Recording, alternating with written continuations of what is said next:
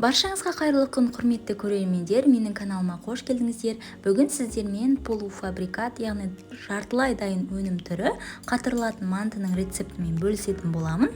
Дәл осындай жартылай дайын өнімдерді жасап қою арқылы өз уақытыңызды үнемдейсіз және өміріңізді жеңілдетесіз. Міндетті түрде жасап көріңіз, арнамнан алыстамай, видеоны соңына дейін қараңыздар.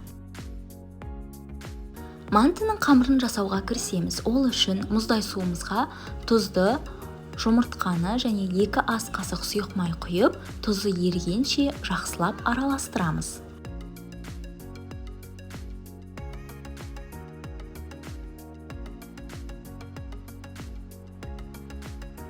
Електен өткізілген ұнымызға дайын болған сұйықтығымызды бірден құйып, қамыр илейміз.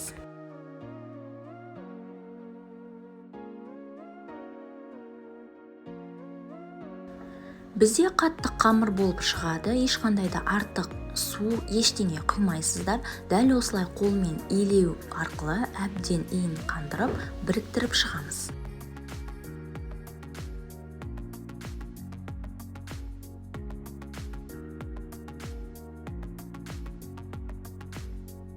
Дайын болған қамырымызды осындай салафанға салып, жарты сағат тындырамыз. Мантының салмасына тартылған етімізді, қойдың майын және де ұсақтап туралған пиязымызды қосамыз. Татымына қарай тұз, бұрыш салып, барлығын жақсылап араластырамыз.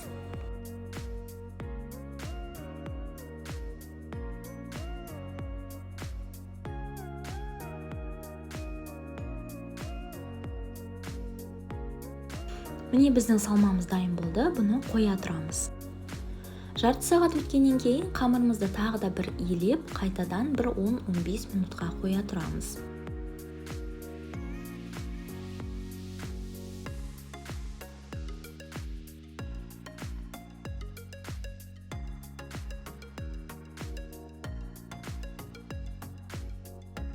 Қамырымызды 3 бөлікке бөлеміз.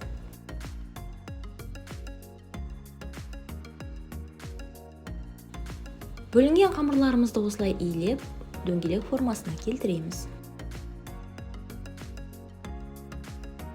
Салафанымызға кішкене май құйып, қамырды осы майға аунатамыз. Бұл әдіс қамырдың қату барысында жарылып кетпеуіне әсер етеді. Осылай қамырды жақсылап майлап, тоңазытқышқа 10-15 минутқа қоя тұрамыз.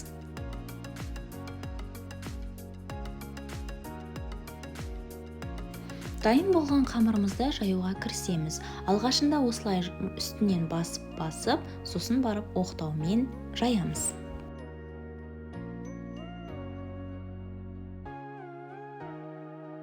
Қамырымызды оқтаудың 2 шетінен алып отырып, жайып шығамыз. Бұл әдіс қамырдың 2 жағының қалың, ортасының жұқа болып қалмауына әсерін береді.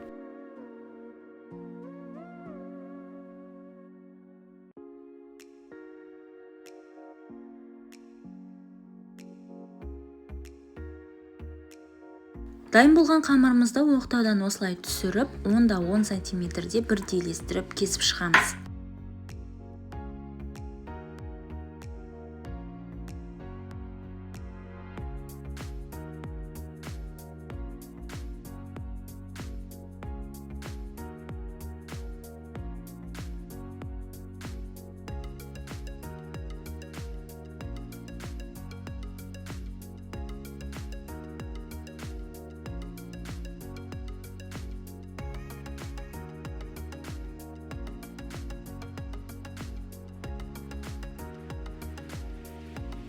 Кесілген қамырларымызды осылай жайып шығамыз.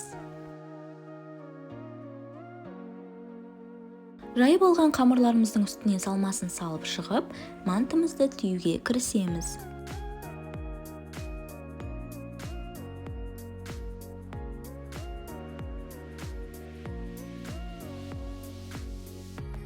Манты түйу барысында бірінші осы 2 шетін біріктіріп аламыз және де екінші 2 шетін бөлек аламыз. Яғни барлығын бір ортаға түймейміз. Бұл әдіс ортасындағы қамырдың қалың болып кетпеуіне әсерін береді. Осылай 2 жағынан түйіп және 2 жанарынан қысатын болсақ, мантымыз өте әдемі көрінеді. Барлық мантыларымызды дәл осылай жасап шығамыз.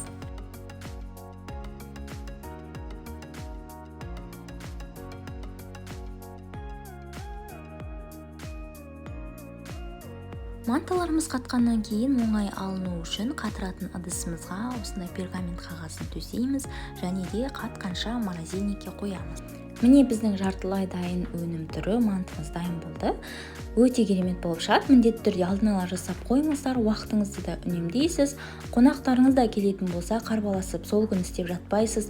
Бірден морозильниктен шығара салып, қатқан күйі мантаваркаңызға салып пісіре саласыз.